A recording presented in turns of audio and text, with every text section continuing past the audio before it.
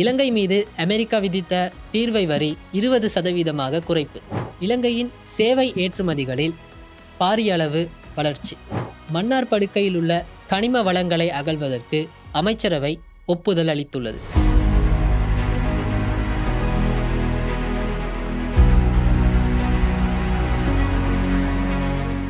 கடந்த வாரம் நடந்த முக்கியமான பொருளாதார தகவல்களை தெரிஞ்சு கொள்றதுக்காக இந்த நிகழ்ச்சியில் இணைஞ்சிருக்கீங்க. அது இலங்கையில் ஏற்படுத்தக்கூடிய தாக்கங்களை பற்றி இந்த வீடியோவில் பார்க்க போகிறோம். ஜனாதிபதி ட்ரம்ப் இலங்கை மேலே விதிச்சிருக்கிற தீர்வை வரி 20% அறிவிச்சிருக்காரு.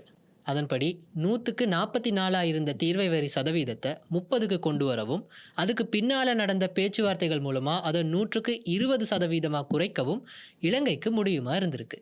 இது இலங்கையோட பொருளாதாரத்தை பொறுத்த வரைக்கும் மிக முக்கியமான ஒரு முடிவாக இருக்குது. குறிப்பாக இலங்கையோட ஏற்றுமதிக்கு தேவைப்பட்ட ஒரு முடிவாக இருக்குது.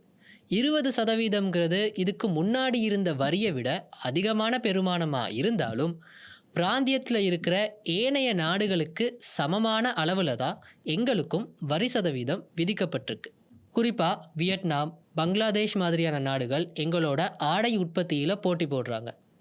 அவங்களுக்கும் 20% வரி விதிக்கப்பட்டிருக்கு.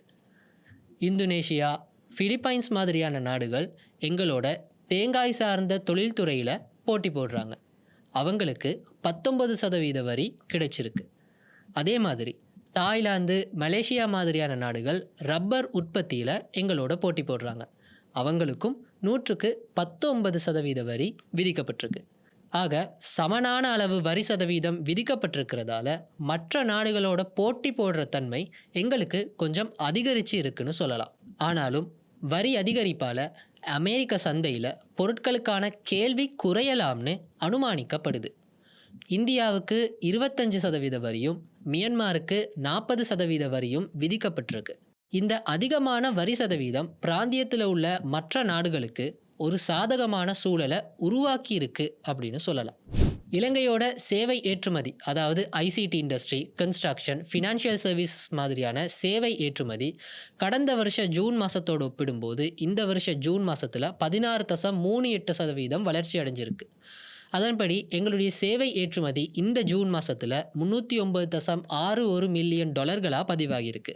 அது இந்த முதல் 6 மாதங்களுக்குள்ள சுமார் 9 வளர்ச்சி அடைஞ்சிருக்கு. மொத்தத்தில் 1.8 பில்லியன் அமெரிக்க டாலர்கள் இந்த 6 மாதங்களுக்கு கிடைச்சிருக்கிறதா சொல்லப்படுது.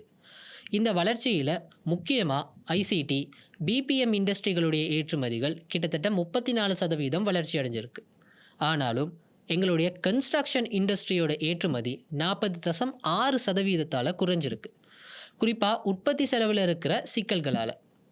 இருந்தாலும் இந்த வருஷத்தோட முதல் 6 மாதங்களில் எங்களுடைய சேவை ஏற்றுமதி 9.78% அபிவிருத்தி அடைஞ்சிருக்கு.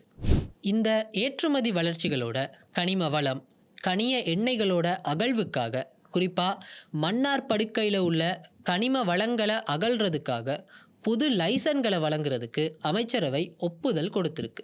மன்னார் படுக்கையில் இந்த கனிம வளங்கள் உள்ள இடங்கள் வரைபடமாக்கப்பட்டு ஒரு கன்சல்டன்ட் ஏஜென்சி மூலமாக ஏல விற்பனை முறையில் அந்த நிறுவனங்களுக்கு கொடுக்கறதுக்கு எதிர்பார்க்கப்படுது.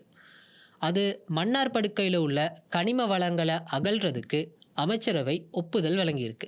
இது மூலமாக மன்னார் படுக்கை கனிம வளங்களை அகல கிடைக்குமா இருந்தால் அது வங்கித்துறைகளுக்கும் இலங்கை பொருளாதாரத்துக்கும் ஒரு ஆரம்ப நிலை சந்தைகள் செயல்படுறதுக்கு தாக்கம் செலுத்தக்கூடிய துறையாக இருக்கக்கூடும். கடந்த வாரத்துக்கான இலங்கை பொருளாதாரம் மற்றும் வணிக உலகில் நடந்த மிக முக்கியமான தகவல்களை உங்களுக்கு நாங்கள் கொண்டு வந்திருந்தோம். இதே மாதிரி அடுத்த வாரம் இன்னொரு வீடியோவில் உங்களை சந்திக்கும் வரை நன்றி, வணக்கம். இந்த மாதிரியான பொருளாதார தகவல்களை இன்னும் தெரிஞ்சு கொள்றதுக்காக எங்களுடைய சமூக வலைத்தளங்கள் எல்லாத்தையும் ஃபாலோ பண்ணுங்கள், சப்ஸ்கிரைப் பண்ணுங்கள். உங்களுடைய பின்னூட்டல்களை எங்களுடைய கமெண்ட் பாக்ஸில் தெரிவிங்க. இந்த வீடியோவை முடிஞ்சளவு ஷேர் பண்ணுங்கள்.